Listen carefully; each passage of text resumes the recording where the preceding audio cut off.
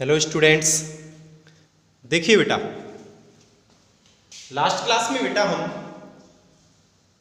स्फीति दाब और भित्ति दाब के बारे में देख रहे थे। लास्ट क्लास में हमने किसके बारे में बात की थी?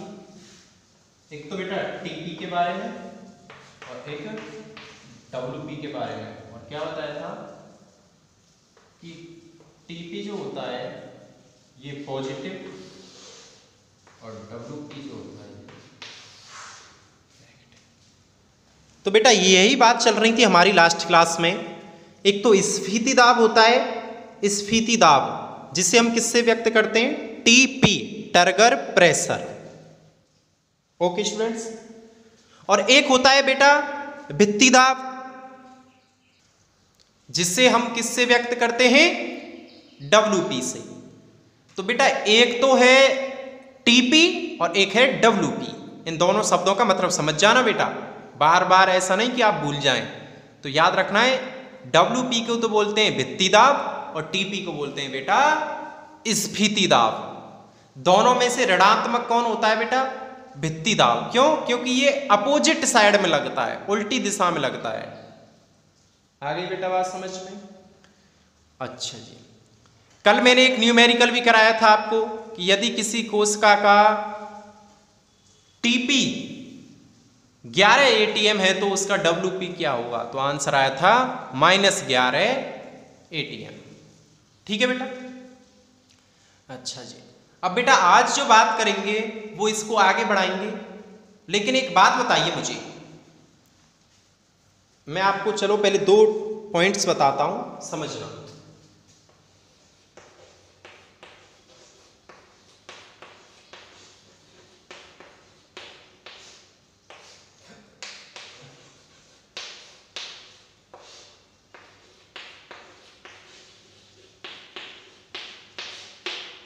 ये दोनों शब्द बेटा दिखाई दे रहे हैं आपको?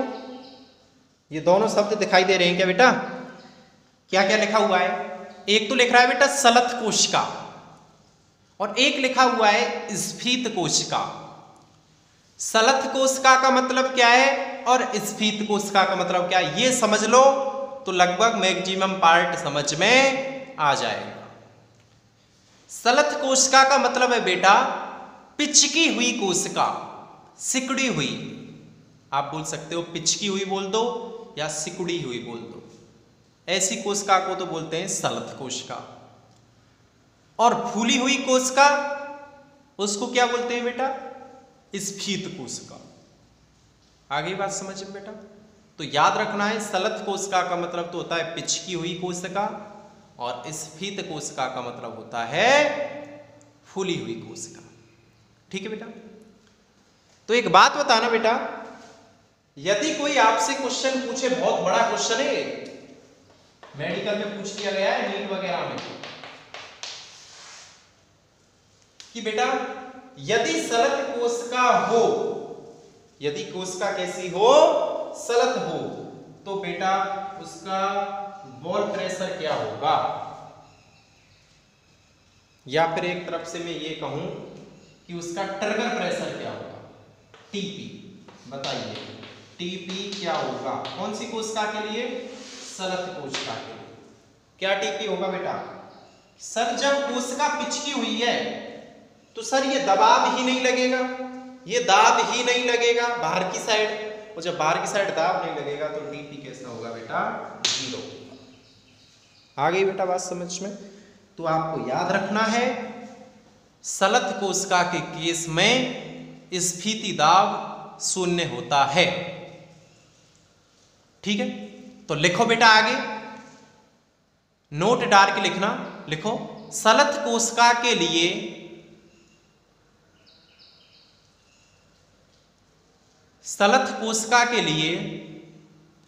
स्फीति दाब का मान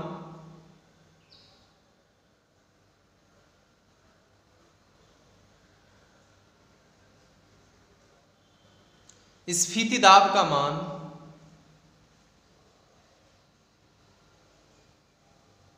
0 होता है।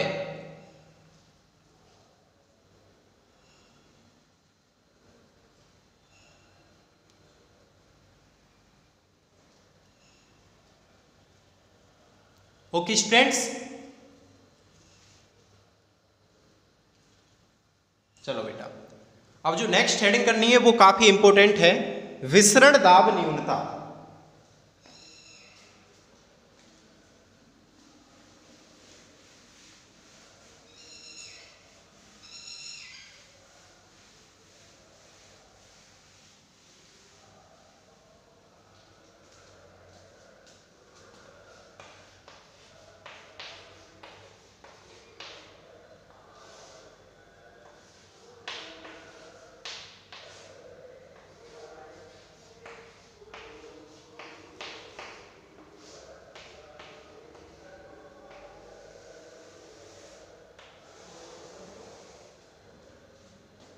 देखिए बेटा, हेडिंग कीजिए विसरण दाब न्यूनता। क्या होती है एक्चुअल में ये विसरण दाब न्यूनता? देखिए बेटा, अच्छा एक बात बताना, जब विलेय और विलायक ये दोनों मिलते हैं तो क्या बनता है? विलयन बनता है कि नहीं बनता है? कोई प्रॉब्लम बेटा यहां तक? विलेय और विलायक के मिलने से क्या बनता है? विलयन। विलेय क्या होता है बेटा? जो कि कम मात्रा में होता है, और विलायक ज्यादा। जैसे अगर चीनी पानी में बात करें तो चीनी क्या हो जाएगी? विलेय, और पानी क्या हो जाएगा? विलायक। ठीक है, अब हम पढ़ क्या रहे? विसरण दाब न्यूनता।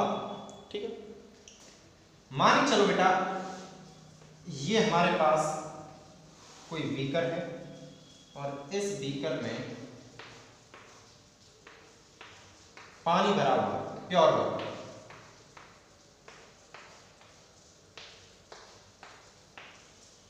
कोई प्रॉब्लम बेटा यहां तक? हमने एक बीकर लिया और उस बीकर में क्या भर लिया? विलायक, यानी एक तरफ से पानी, इसे वाटर कह दो या विलायक कह दो। ठीक है, और इसका देखा हमने कि इसका जो विसरण दाब है, क्या विसरण दाब अधिकतम है।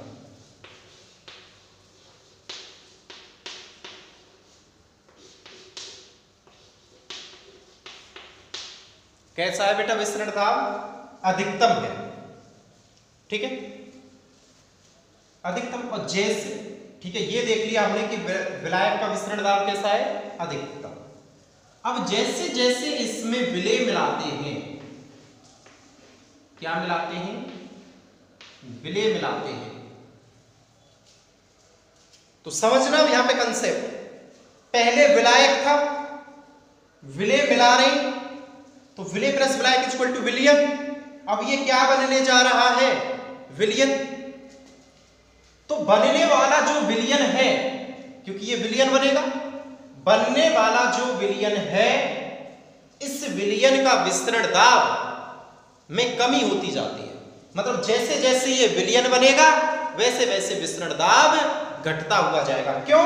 क्योंकि मैंने कहा है कि विलायक का विसरण दाब कैसा है? अधिकतम। अरे विलायक का विसरण दाब कैसा है? अधिकतम। और इसमें आप जैसे जैसे आप विलेय मिलाओगे तो विसरण दाब में क्या होगी? कमी। और विसरण दाब में होने वाली ये कमी ही क्या कहलाती है बेटा? विसरण दाब न्यूनता। यानी कि विलायक की तुलना में विलयन का विसरण दाब कैसा होता है? कम होता है। क्यों? क्योंकि मैंने अभी बताया ना कि क्यों विलेय और विलायक मिलकर विलयन बनाते हैं। पहले ये विलायक था तो इसका विसरण दाब अधिकतम था।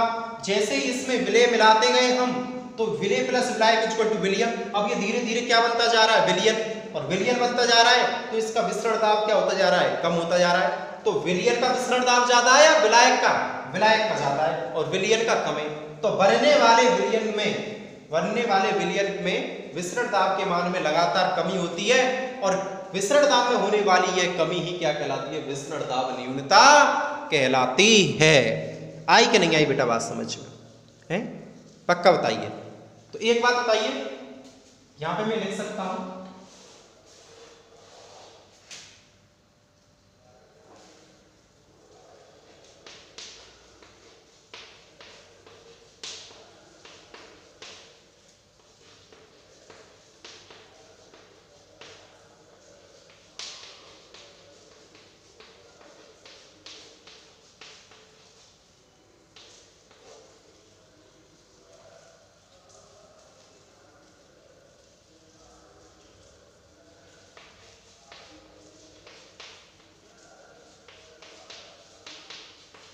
बनने वाले विलयन का विसरण दाब क्या होता है? कम होता है। किसकी अपेक्षा? विलायक की अपेक्षा। आगे बेटा बात समझ में? तो पहले तो ये हल्का सा, अच्छा अपने आप, चलो मैं ही लिखा देता हूं, हेडिंग कीजिए विसरण दाब न्यूनता। करो बेटा, हेडिंग कीजिए विसरण दाब न्यूनता।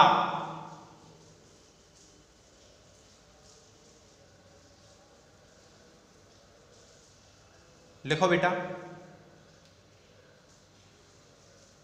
विलायक का विसरण दाब, विलायक का विसरण दाब उच्चतम होता है। विलायक का विसरण दाब उच्चतम होता है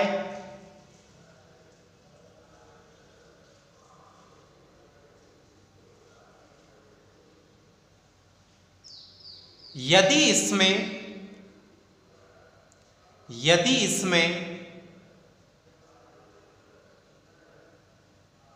विलेय को मिश्रित किया जाए, यदि इसमें विलेय को मिश्रित किया जाए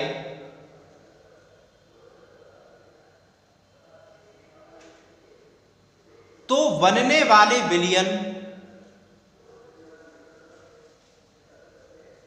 तो बनने वाले विलयन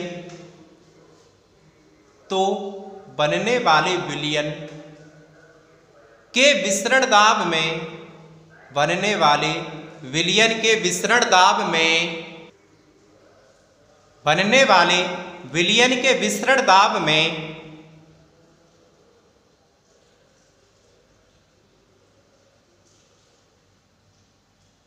विलायक की तुलना में,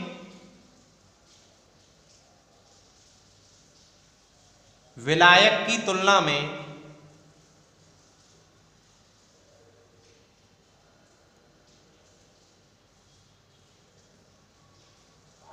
कमी होने लगती है,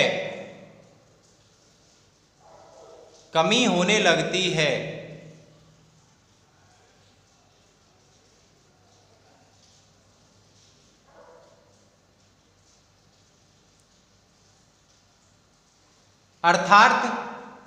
अर्थात विलायक का विसरण दाब अधिक होता है, अर्थात विलायक का विसरण दाब अधिक होता है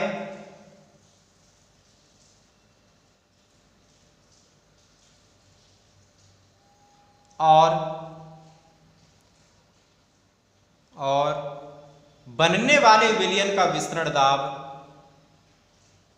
और बनने वाले विलयन के विसरण दाब, और बनने वाले विलयन के विसरण दाब में कमी होने लगती है।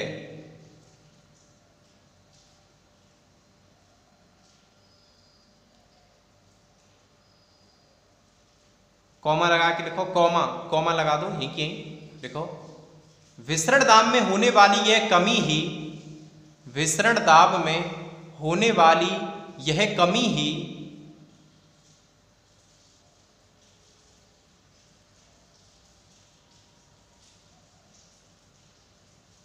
विसरण दाब न्यूनता कहलाती है।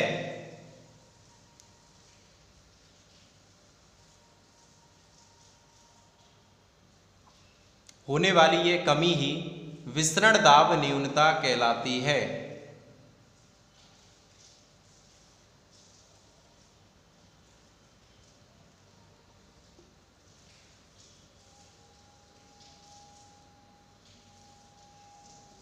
विसरण दाब न्यूनता कहलाती है। याद रखना है बेटा, इससे हम व्यक्त किसके द्वारा करते हैं?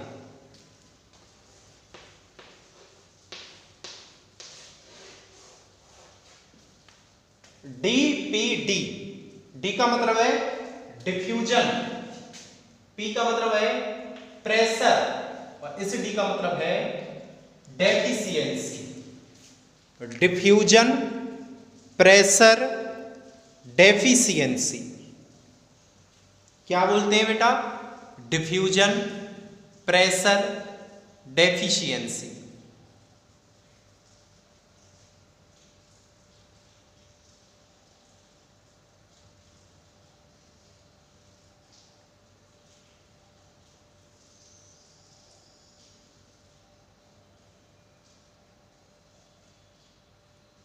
नोट लिखो बेटा, नोट हेडिंग कीजिए, नोट, नोट डालो।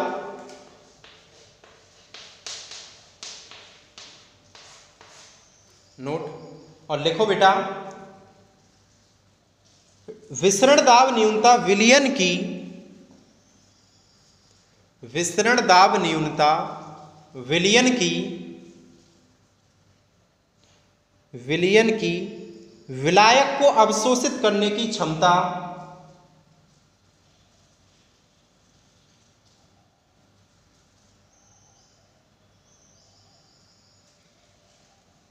विलायक को अवशोषित करने की क्षमता होती है।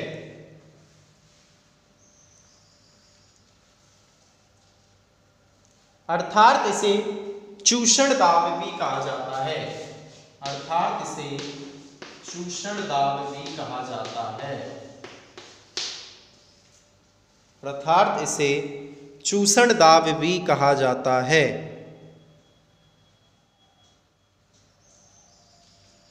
क्वेश्चन लिख लेना एसपी, चूषण दाब को बेटा सक्शन प्रेशर एसपी बोलते हैं।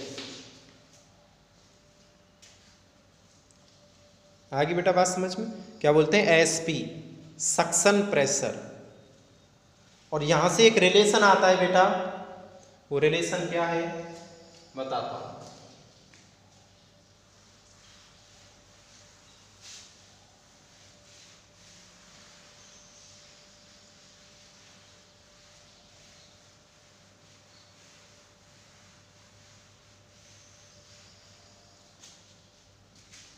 अच्छा याद रखना है, ये टॉपिक काफी इंपॉर्टेंट है बेटा, बार बार आपसे पूछा जाएगा, ठीक है।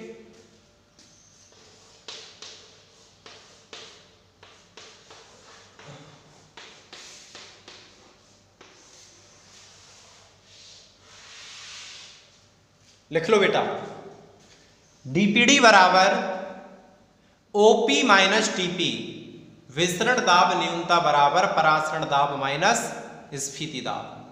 तो परासरण दाब और स्फीति दाब का अंतर ही क्या कहलाता है, डीपीडी। याद रखना है बेटा, इस फॉर्मूला पे क्वेश्चन बनते हैं न्यूमेरिकल।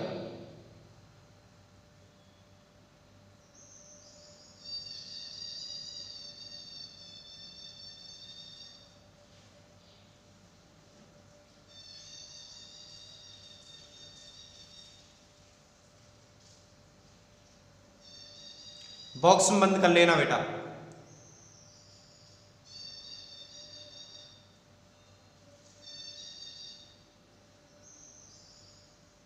और लाइन बना के लिखे तो लिख दो, परासरण दाब और स्फीति दाब का अंतर ही डीपीडी कहलाता है।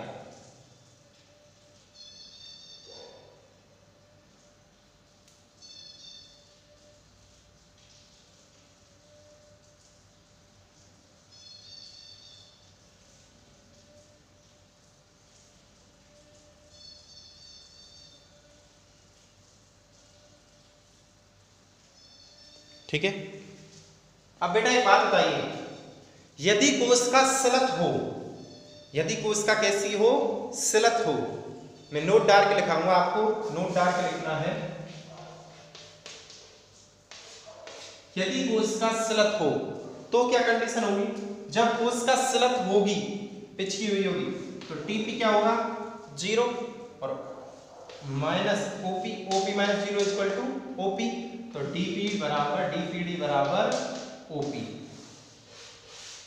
तो परासरण दाब और विसरण दाब न्यूनता कब बराबर हो जाते हैं, जब ये 0 हो। और ये 0 कब होता है, जब कोशिका स्लथ होती है। तो लिखो बेटा, नोट डाल के, नोट डाल के लिखो,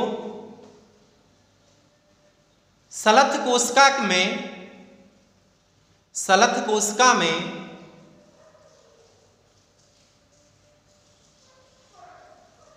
कोशिका भित्ति पर कोई दबाव नहीं पड़ता। स्लथ कोशिका में कोशिका भित्ति पर कोई दबाव नहीं पड़ता।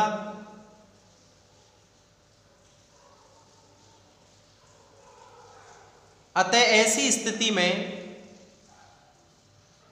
स्फीति दाब 0 होता है।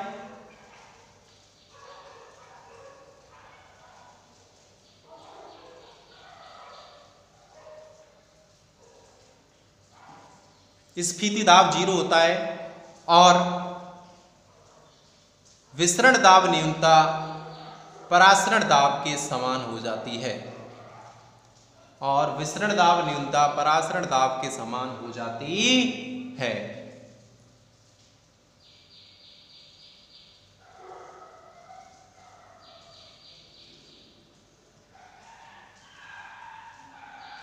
ठीक है बेटा, नेक्स्ट हेडिंग कीजिए जल विभव की अवधारणा।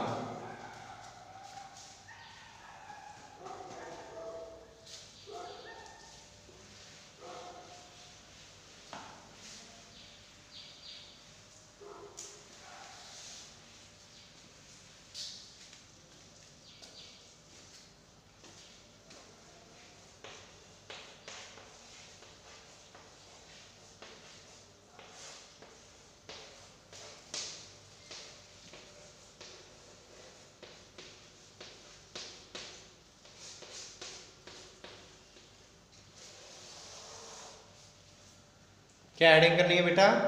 जल विभव की अवधारणा। देखिए बेटा, चैप्टर नंबर 5 पढ़ रहे हो आप, और चैप्टर नंबर 5 में आपने क्या पढ़ लिया है? विसरण बेटा पढ़ लिया,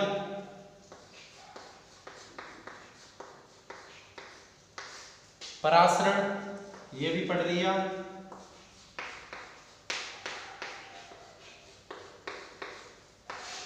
पारगम्यता ये भी पढ़ चुके हो आप,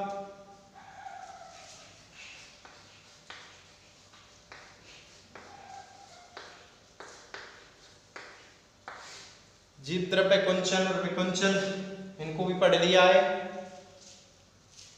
ठीक है, तो आपने लगभग 4 चीज इसमें पढ़ ली है, और उसके बाद आप पढ़ रहे हो क्या? विभिन्न प्रकार के दाब। क्या पढ़ रहे हो? दाबों के बारे में। लेकिन यहां पे एक प्रक्रिया और रह गई है जो कि आपका एंड वाला टॉपिक है, अंतःशोषण।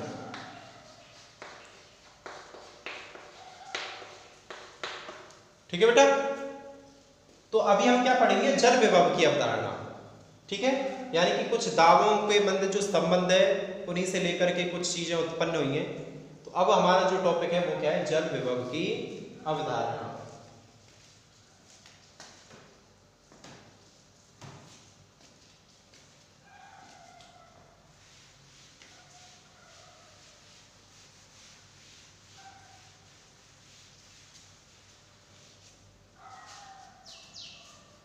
देखिए बेटा,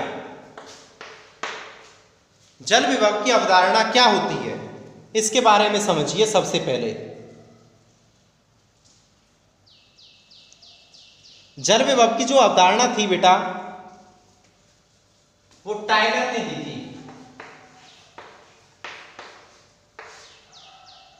ठीक है, ये बात है लगभग 1960 के दौर की। एक और साइंटिस्ट हुआ करता था, स्टेलियर। तो ये जो स्टेलियर थे और बेटा ये जो टाइलर हैं, ये दोनों साइंटिस्ट थे, और इन दोनों साइंटिस्टों ने जल विभव की धारणा प्रस्तुत की थी। देखिए क्या होता है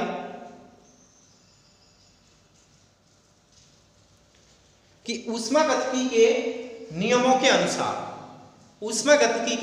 अनुसार प्रत्येक तंत्र में या कोई निकाय में कुछ मुक्त ऊर्जा होती है। प्रत्येक तंत्र में या निकाय में कुछ मुक्त ऊर्जा होती है जो उसे कार्य करने के लिए शक्ति प्रदान करती है। ठीक है भाई, हर किसी ना किसी चीज में तंत्र की बात करें तो उसमें मुक्त ऊर्जा होती है जो कि उस तंत्र को कार्य करने के लिए क्या करती है? शक्ति प्रदान करती है। बेटा आगे बात समझ में आता है? तो इस जल विभव में होता क्या है? एक तरफ से जल विभव क्या है बेटा? ऊर्जाओं का अंतर है। क्या है? ऊर्जाओं का अंतर। कैसे, क्या है, समझिए। मान चलो ये एक बीकर है और इस बीकर में जल भरा हुआ है। ठीक है, और हमने इसमें एक कोशिका रख दी। हमने क्या रख दी इसमें? कोशिका। और उस कोशिका के अंदर भी तो कोशिका द्रव्य है। अरे है या नहीं है बेटा? तो बेटा विलयन के जल के अणुओं तथा कोशिका के अंदर जो उपस्थित जल के अणुओं के बीच, यानी इसके जल के अणुओं के बीच और इसके जल के अणुओं के बीच जो ऊर्जाओं का जो अंतर है, उस अंतर को ही जल विभव कहा जाता है। नहीं आया समझ में? तो दोबारा समझो कि बेटा माना कि तुमने किसी कोशिका को रखा एक विलयन में, विलयन का मतलब एक तरफ से पानी में रखा, तो उसमें क्या होगा? जल के अणु हैं और वे जल के अणु क्या करेंगे? गति करेंगे कि नहीं करेंगे भाई? ठीक है। और कोशिका के अंदर भी तो क्या होते हैं बेटा? जल के अणु हैं। तो इन दोनों जो जल के अणु हैं, विलयन के यानी विलायक के और कोशिका के अंदर वाले, इनके मध्य जो ऊर्जाओं का जो अंतर है, उस ऊर्जाओं के अंतर को जल विभव कहा जाता है। तो लिखो, जल विभव की अवधारणा स्टेलियर एवं टायलर नामक वैज्ञानिकों ने प्रस्तुत की।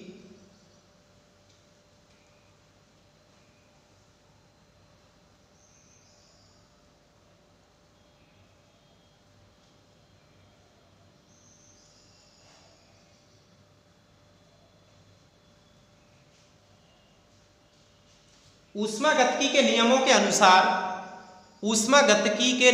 अनुसार, नेक्स्ट लाइन लिखो, ऊष्मागतिकी के नियमों के अनुसार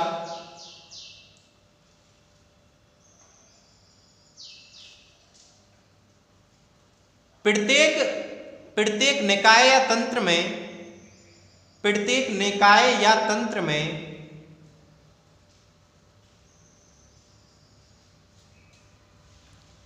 कुछ मुक्त ऊर्जा होती है,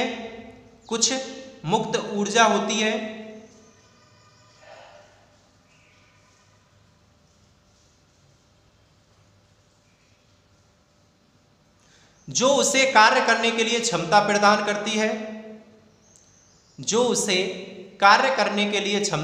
करती है।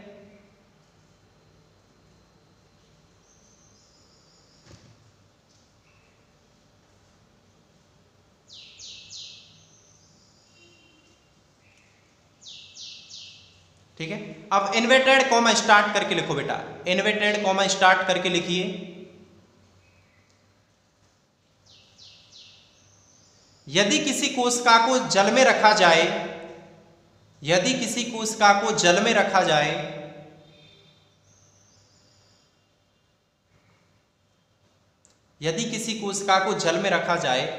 तो जल के अणुओं के मध्य एवं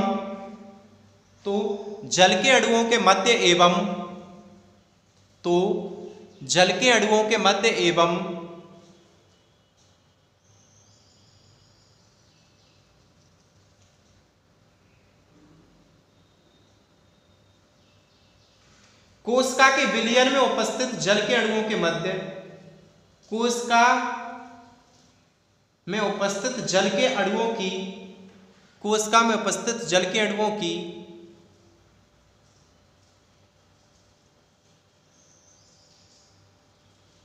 मुक्त ऊर्जा के मध्य के अंतर को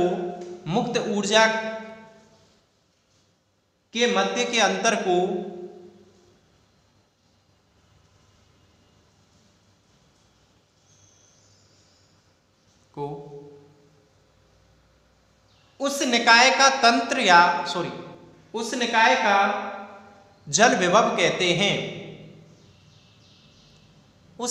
का जल विभव कहते हैं।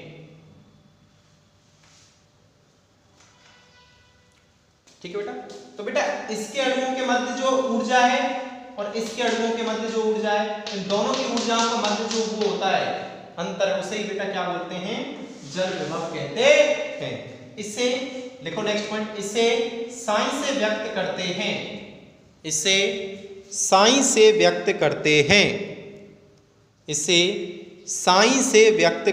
हैं। तो जल विभव को किससे व्यक्त करते हैं बेटा? साइन से व्यक्त करते हैं।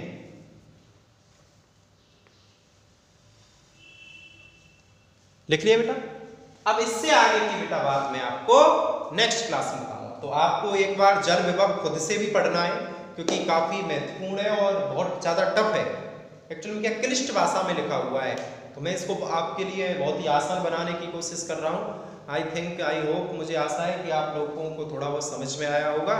और बेटा इससे आगे की बात हो हम नेक्स्ट क्लास में करेंगे, तो नेक्स्ट क्लास में मिलते हैं। थैंक यू बेटा।